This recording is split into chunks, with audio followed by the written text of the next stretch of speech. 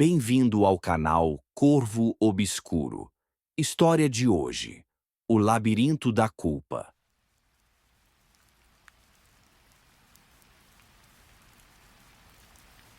Capítulo 1. A porta. O banco de couro do Volvo de Leo parecia estranhamente frio, ou talvez fosse apenas o suor gelado que escorria por sua nuca. Ele ajustou o nó da gravata enquanto o carro cortava a neblina da madrugada. Eram 2h45. No painel, o celular vibrava. 10 chamadas perdidas de Clara. Ele finalmente atendeu, forçando uma voz de cansaço absoluto. Oi, amor. Desculpa. Eu acabei de sair do escritório. O telefone descarregou e a auditoria nos prendeu até agora. Uma loucura. Nem vi a hora passar. Estou indo direto para casa, tá? Amo você. Ele desligou antes que ela pudesse notar a hesitação em sua voz. Mentir estava se tornando fácil demais. O perfume de outra mulher ainda impregnava o carro, e o peso da aliança no dedo parecia pesar toneladas. Foi quando ele viu, no meio de um descampado onde deveria haver apenas concreto e postes de luz, erguia-se uma porta de madeira azul, descascada pelo sol, com o adesivo de um herói espacial colado no canto. Lyle freou o carro, o som dos pneus cantando no asfalto. Não, essa é a porta do meu quarto, da casa da vovó. A curiosidade, misturada com o choque, foi mais forte que a pressa. Ele saiu do carro. O ar da noite estava morto, sem vento. Ao tocar a maçaneta de latão, sentiu uma descarga elétrica percorrer seu braço. Ele a empurrou. Lyle deu um passo para dentro e o som do motor do carro sumiu. Ele estava no quarto de seus 6 anos. O cheiro de talco e mofo era asfixiante. Ele olhou para trás e a porta azul não existia mais. Havia apenas a parede de papel floral. O pânico subiu pela sua garganta. Ele estava trancado em uma memória. No lado oposto do quarto, uma nova porta surgira. Esta era de madeira clara. A porta estava onde antes costumavam ficar as folhas destacadas de seu livro de colorir. Leo caminhou até a porta, sem lembrar que porta era, mas parou ao ouvir um rangido vindo do canto escuro. O armário. A porta de carvalho do armário, que ele sempre pedia para o avô verificar antes de dormir, estava entreaberta.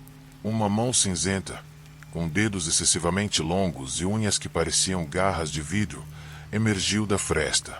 Um sussurro rouco preencheu o quarto. Leo, você esqueceu de fechar a porta hoje. O monstro que ele temia na infância não era mais um mito. O ser começou a rastejar para fora, seus ossos estalando como galhos secos. O terror paralisou Leo por um segundo, mas o instinto de sobrevivência falou mais alto. Ele correu em direção à porta de madeira clara, sentindo uma lufada de ar gélido e o som de garras arranhando o carpete logo atrás de seus calcanhares.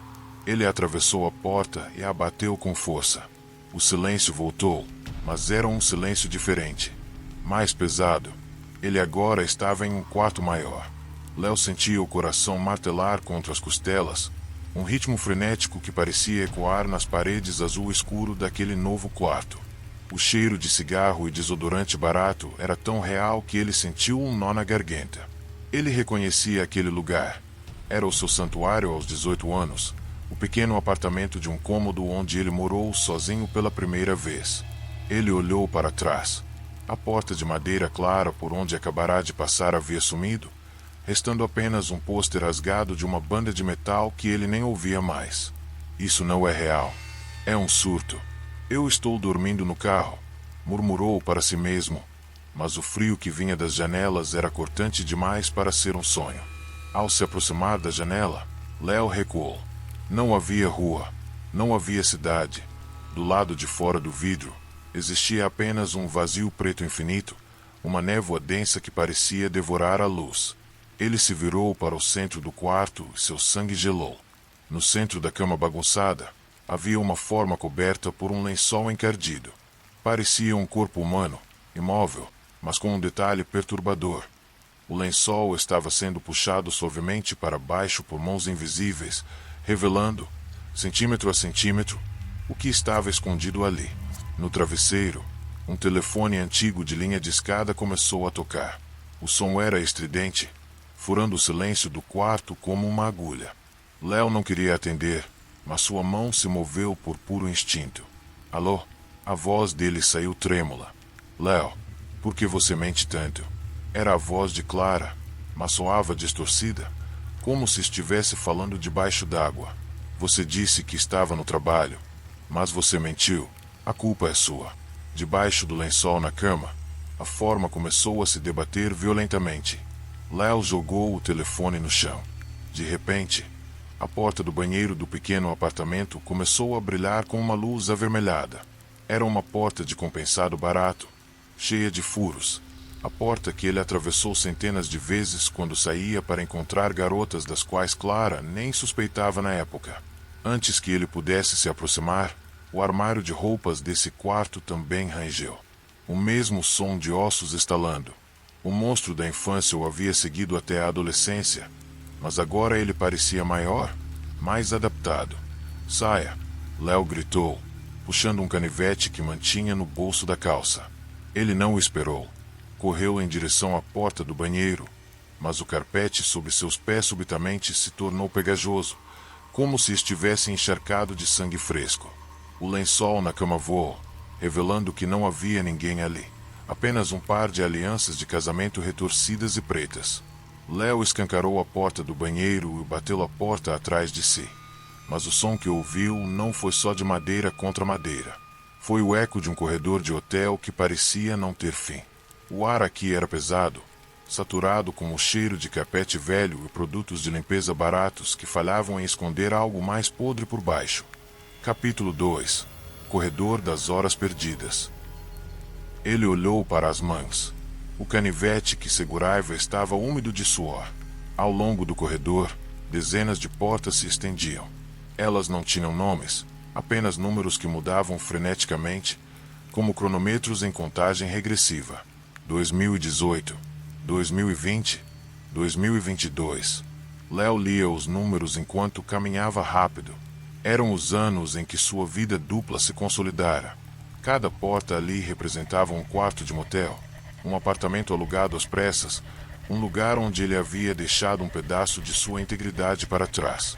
De dentro das portas, ele ouvia seus perturbadores, risadas que se transformavam em soluço, e o som de Clara chorando, abafado, como se ela estivesse presa dentro das paredes.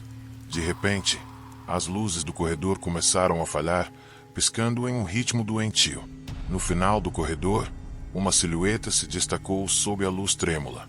Era um vulto humano, mas seus movimentos eram erráticos, como se seus ossos estivessem sendo quebrados e remontados a cada passo.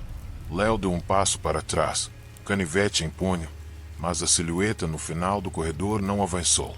Ela apenas estremeceu, os membros se movendo em ângulos impossíveis, como se estivesse tentando se ajustar a uma realidade que não a suportava. Sob o piscar das luzes, Léo notou que as portas ao seu redor estavam mudando.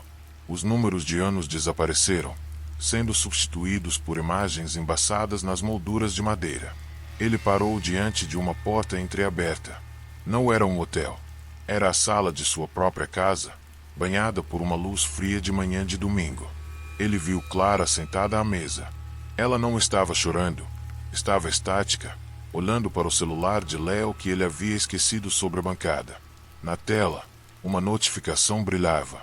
Léo sentiu um frio no estômago que nenhum monstro poderia causar. Era o momento exato em que seu mundo ruiu um ano atrás. Não olha. Léo sussurrou para a memória dentro do quarto, mas a versão de Clara na sala esticou a mão. Ele viu a expressão dela mudar. Viu o momento em que a confiança, construída ao longo de uma década, evaporou em um segundo de leitura. O Léo da memória entrou na sala, tentando sorrir, tentando abraçá-la, mas ela recuou como se ele fosse um cadáver em decomposição. O diálogo que se seguiu foi uma sucessão de gritos e súplicas que Léo tentará apagar da mente. Eu mudo, Clara. Eu juro por tudo que é sagrado. Foi o erro, uma fraqueza. O Léo da memória gritava, ajoelhado. O Léo real, assistindo do corredor, sentiu uma náusea profunda. Ele se lembrava de como se sentirá pequeno naquele dia. Lembrava-se do perdão dela meses depois, de como ela aceitou reconstruir os cacos da relação. Ele realmente acreditara que havia mudado. Por 6 meses, ele foi o marido perfeito. Até que a rotina voltou a pesar. Até que a excitação do proibido começou a sussurrar novamente. A silhueta no final do corredor deu um passo à frente. Agora, Léo podia ver um detalhe. A coisa usava a mesma aliança que ele, mas o anel parecia estar fundido à carne morta do dedo. Você prometeu, Léo. A voz veio de todas as portas ao mesmo tempo, um coro de claras desapontadas. Léo correu. Ele não queria ver a porta seguinte, mas os quartos estavam se fundindo. Ele passou por uma porta que mostrava ele e Clara jantando em paz. Imediatamente a próxima porta mostrava ele enviando uma mensagem para a nova amante por baixo da mesa. A bifurcação de sua vida estava sendo exposta como uma ferida aberta. A cada passo, o corredor ficava mais estreito. O teto baixava. As paredes pareciam suar um fluido pegajoso que cheirava a arrependimento. Ele chegou a uma porta que não tinha maçaneta. Era uma porta feita de vidro fosco. Através dela, ele via apenas sombras de movimentos rítmicos e ouvia o som de respirações ofegantes. Era o presente. Era a casa da amante. A traição que ele estava cometendo naquela mesma noite. Léo tentou socar o vidro, mas sua mão atravessou a superfície como se fosse água fria. Do outro lado, ele não encontrou o quarto imediatamente. Ele caiu em um espaço de transição, um armário escuro e apertado.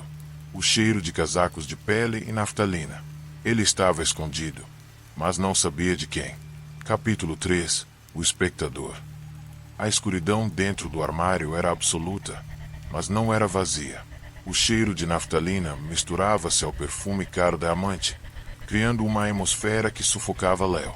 Ele tentou se mexer, mas seus braços pareciam presos entre cabides que, ao toque, não pareciam feitos de madeira, mas de ossos frios e polidos.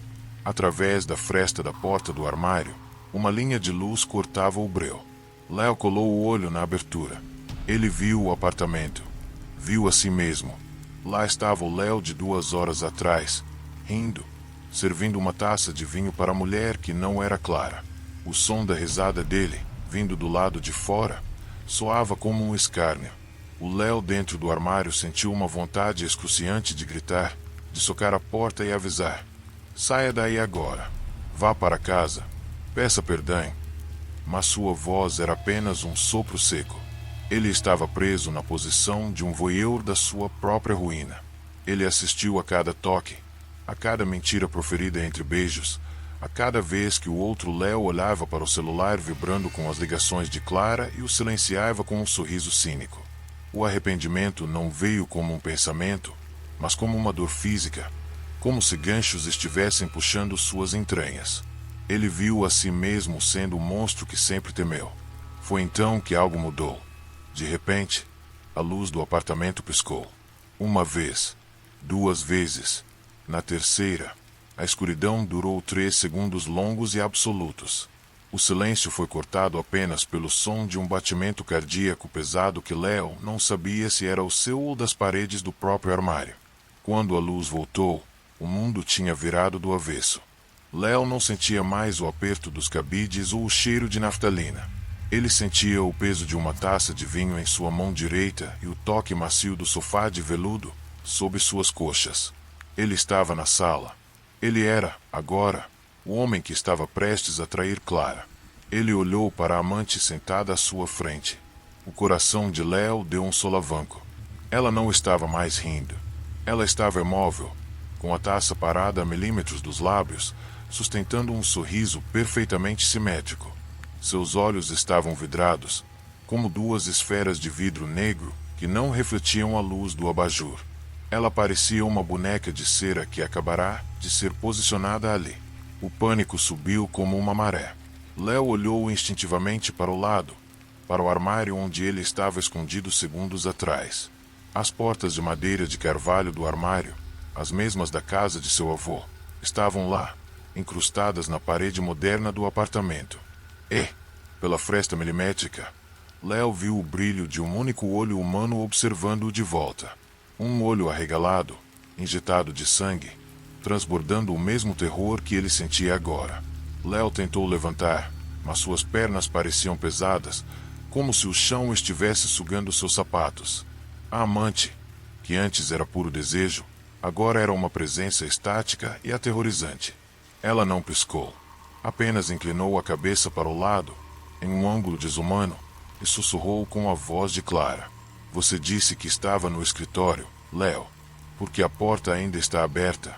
A luz do apartamento começou a falhar novamente, mas desta vez, o teto começou a se dissolver em um céu noturno sem estrelas.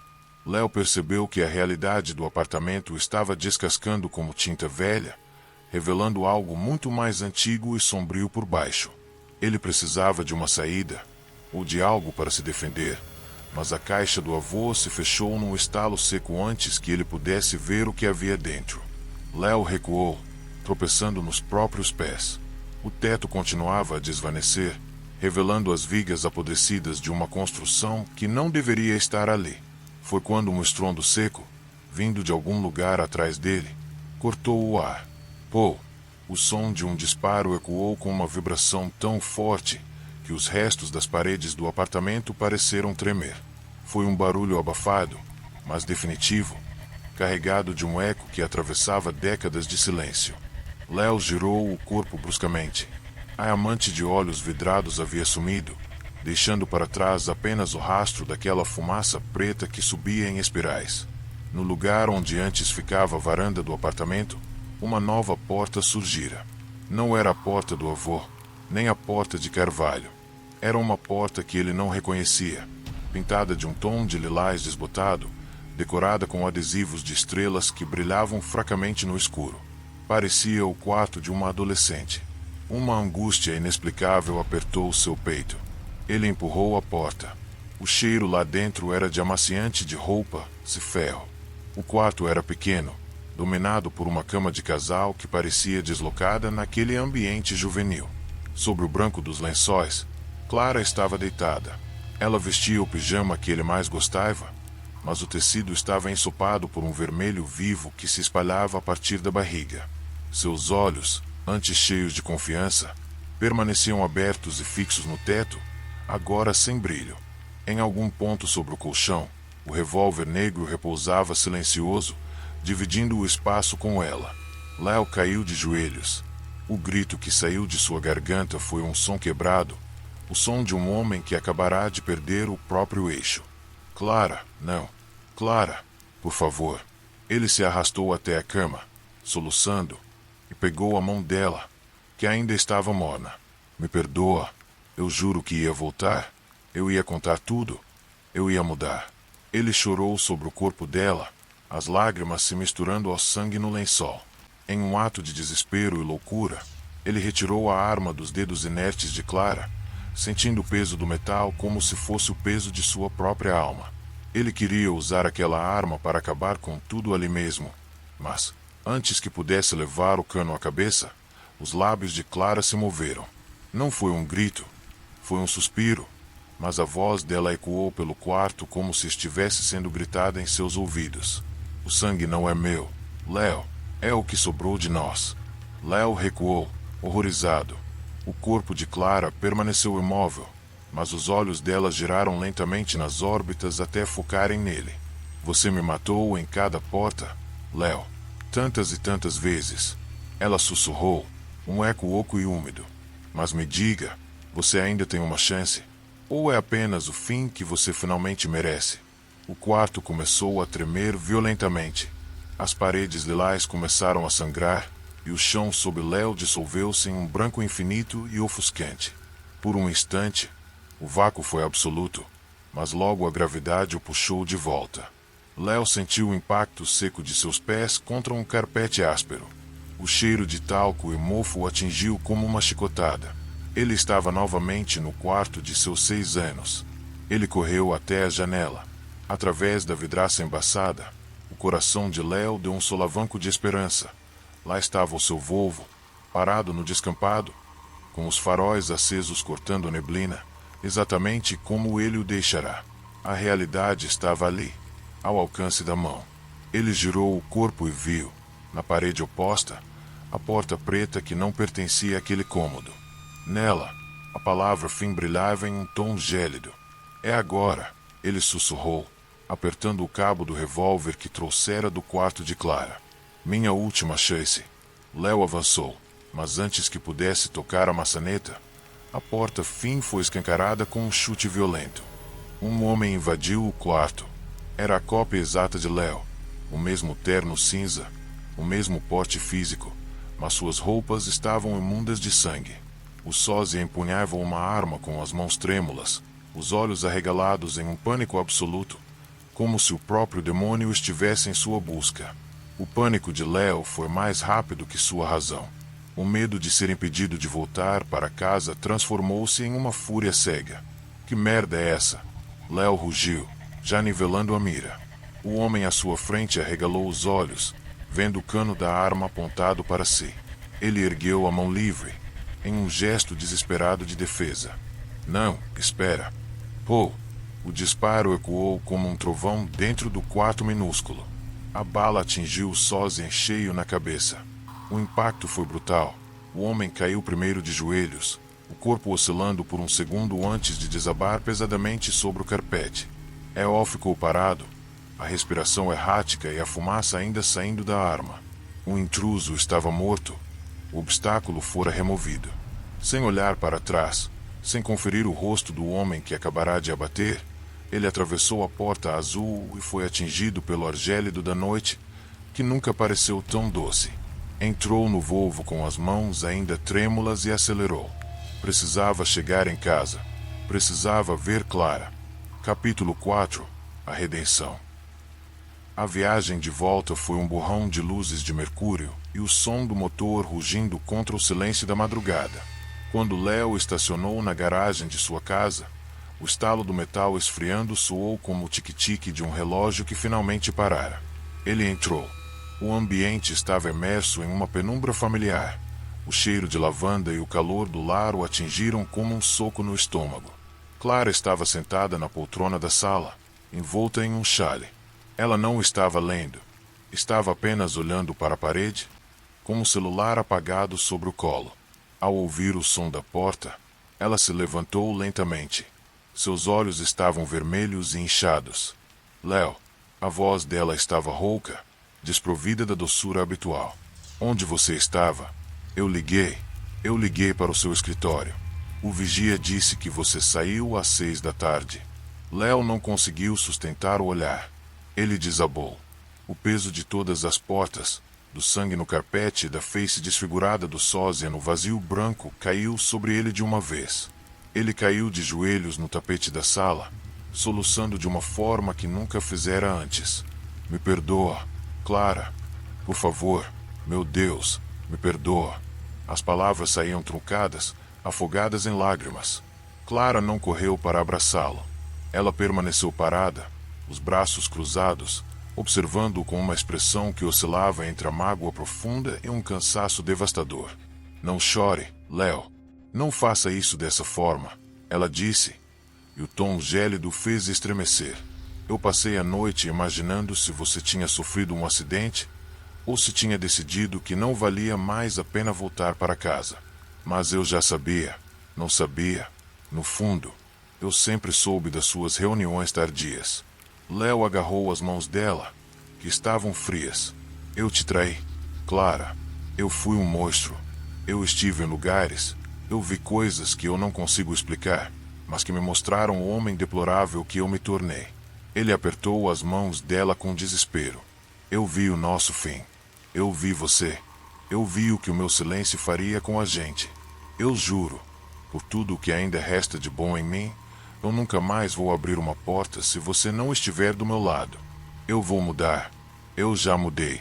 Clara puxou as mãos de volta, afastando-se alguns passos. O silêncio que se seguiu foi torturante. Ela caminhou até a janela, olhando para a rua escura antes de falar. Você acha que uma confissão apaga os meses em que eu me senti invisível?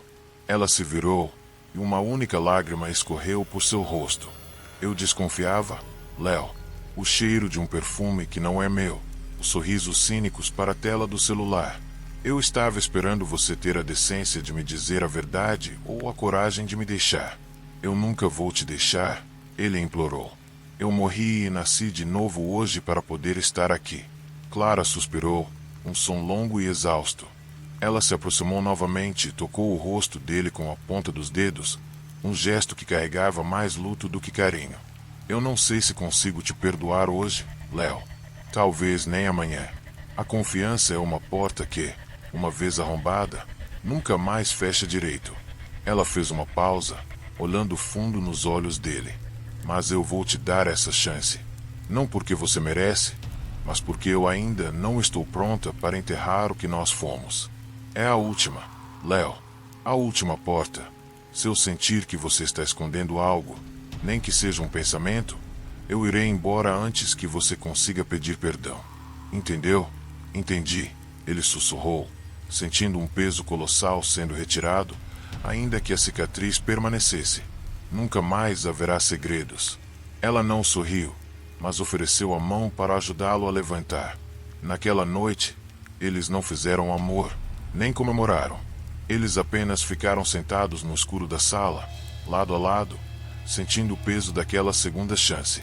No calor da casa real, com o som da geladeira e o tic-tac do relógio na parede, o pesadelo das portas enfim teria ficado para trás. Tudo parecia estar, finalmente, começando a se curar. Capítulo 5. O eco do vazio. As semanas que se seguiram foram, estranhamente, as mais perfeitas da vida de Léo. Ele chegava do trabalho pontualmente, evitando até os happy hours inofensivos. O trajeto de volta era preenchido por uma ansiedade doce, o desejo de cruzar a porta de casa e encontrar a segurança que ele quase perderá. Clara o recebia sempre com um sorriso. Ela parecia ter esquecido a mágoa com uma velocidade que, no início, Léo atribuiu ao amor. Eles jantavam sob a luz quente da sala de jantar, cercados pelo som suave de música clássica ou apenas pelo tilintar dos talheres. Como foi o seu dia, querido? Ela perguntava, inclinando a cabeça. Produtivo. Finalmente fechei aquele contrato, respondia Léo, sentindo-se um homem novo. Com o passar dos dias, Léo começou a reparar em manias bobas de Clara, como se estivesse prestando mais atenção nela agora. Uma tarde, ele a viu na lavanderia dobrando suas camisas com as costuras para fora. Clara, por que está dobrando as roupas do avesso? Ele perguntou, apenas curioso. Ela parou por um momento, pensativa, e deu de ombros com um sorriso leve. Ah, não sei. Acho que fica melhor assim, Léo. Você não acha? E continuou o que estava fazendo, imersa naquela nova rotina, enquanto ele apenas observava, admirando os detalhes de sua amada esposa. Mas os detalhes acumulavam. Clara agora usava um perfume que ele nunca vira no armário, um aroma que lembrava terra úmida e flores. Seus olhos, antes castanhos e expressivos, pareciam agora mais distraídos. Em uma certa noite, Léo chegou em casa transbordando uma euforia nervosa. Ele queria selar aquele novo capítulo. Sentou-se à mesa ainda de paletó, observando Clara servir o jantar. Clara, ele começou, a voz trêmula de animação. Eu estive pensando muito. No que passamos, no que quase perdemos. Sinto que a gente precisa de algo novo. Um recomeço de verdade. Ela parou com a travessa no ar, observando. Eu acho que estamos prontos. Clara, acho que devemos ter um filho. O que você me diz? Vamos parar de adiar? O silêncio que se seguiu foi denso. Clara colocou a travessa na mesa com uma lentidão deliberada. Ela abriu um sorriso que não alcançou os olhos, um sorriso que parecia esticar demais a pele de seu rosto. Oh, Léo, ela suspirou, e o som parecia vir de algum lugar profundo em seu peito. Isso é maravilhoso. É o meu sonho de criança se realizando. Finalmente, vamos ser uma família completa. Léo sentiu o risoto travar em sua garganta, mas não por medo. Por um instante, uma onda de euforia absoluta o atingiu, tão intensa que ele sentiu o coração latejar na garganta. Ele abriu o sorriso mais sincero e radiante de sua vida, sentindo um calor subir pelo peito. Era como se, finalmente, todas as peças do quebra-cabeça de sua vida tivessem se encaixado. Ele visualizou o futuro, os passos de uma criança pela casa, a felicidade plena que ele achava que nunca alcançaria. Ele sentiu-se o homem mais sortudo do mundo. Ele estava prestes a se levantar para abraçá-la, pronto para celebrar aquele novo começo. Mas então, as palavras dela voltaram, instalando-se em sua mente como um eco frio e dissonante. Sonho de criança. O sorriso de Léo murchou lentamente, centímetro a centímetro. O mundo ao seu redor pareceu perder a cor, tornando-se subitamente pálido. Durante 7 anos de casamento, Clara fora a voz mais firme e inabalável contra a maternidade. Eles tiveram brigas homéricas sobre isso. Ela sempre dizia, com uma convicção que encerrava qualquer discussão, que sua carreira e sua liberdade eram sagradas e que jamais teria um filho. Sonho de criança eram palavras que nunca, sob nenhuma circunstância, sairiam da boca da Clara com quem ele se casara. Aquilo não era uma mudança de opinião. Era algo impossível. A felicidade de segundos atrás transformou-se em um pânico corrosivo que subia por sua garganta.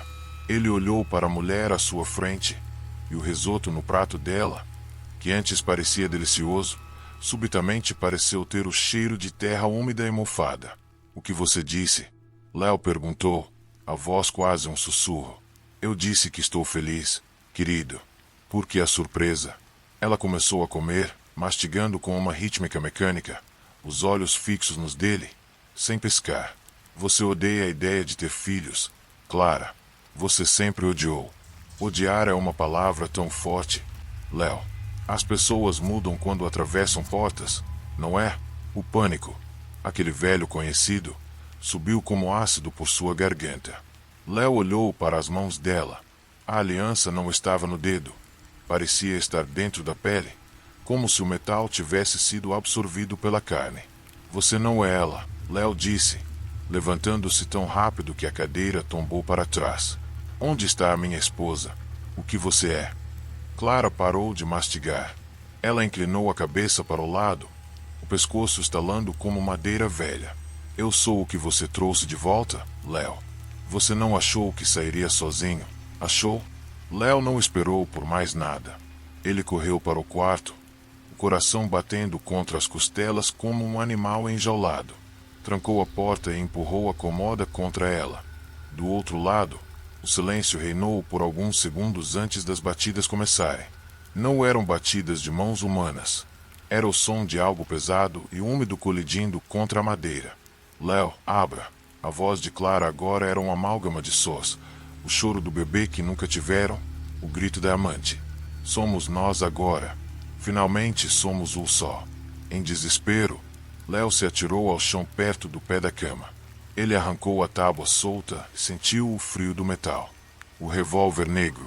No momento em que seus dedos fecharam no cabo, as batidas pararam. "Clara!" Ele gritou, as lágrimas embaçando sua visão. Silêncio absoluto.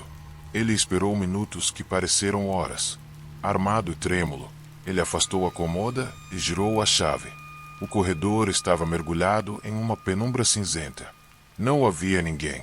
Ele deu um passo cauteloso para fora, mas sentiu um toque gélido em seu ombro esquerdo. Léo paralisou. Pelo canto do olho, viu dedos longos e pretos como carvão. A pele daquela mão parecia feita de fumaça sólida. "Ela é nossa agora, Léo." O sussurro veio de trás dele, carregado com o cheiro de naftalina. "E você também." Léo sentiu braços longos o envolverem por trás. Antes que pudesse reagir, unhas afiadas como vidro rasgaram sua barriga, atravessando o tecido da camisa. O impacto da dor o fez girar bruscamente. Foi quando viu o monstro. O corpo pertencia à sua antiga amante, mas o rosto era um vazio absoluto. Um abismo de escuridão onde apenas um sorriso sujo e estático se destacava, como uma cicatriz aberta no meio do nada. "Vai para o inferno!" Léo berrou. "Pô! Pô!" Ele disparou 2 vezes a queima-roupa. A coisa foi arremessada para trás, caindo sobre a cama branca. O sangue, estranhamente humano e quente, espirrou nas fronhas. Mas quando Léo se aproximou, a ilusão desmoronou. No lugar do monstro, estava Clara, o pijama ensanguentado, os olhos vidrados focando o teto. Não, não, Léo caiu sobre ela, tentando estancar o sangue com as mãos. Clara, por favor, volta. Eu matei a coisa. Eu matei. A forma de Clara começou a tremeluzir como uma projeção de cinema falhando.